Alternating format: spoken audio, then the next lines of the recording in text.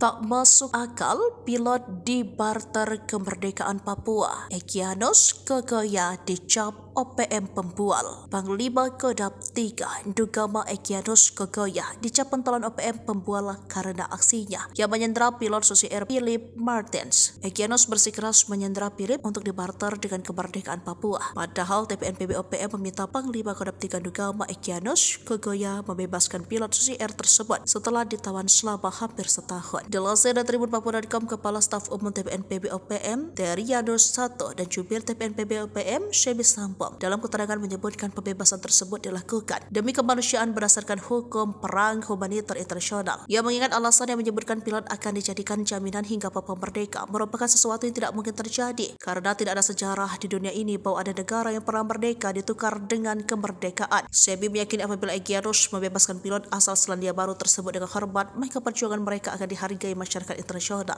Namun jika pilot ini mati di tempat yang ditahan, maka OPM akan disalahkan masyarakat internasional dan PBB karena perbuatan Egyanus Kogoya. Philip Martins disandra OPM pimpinan Egyanus sesaat setelah pesawat dibakar di lapangan terbang Paro, Kabupaten Duga, Papua Pegunungan pada 7 Februari 2024.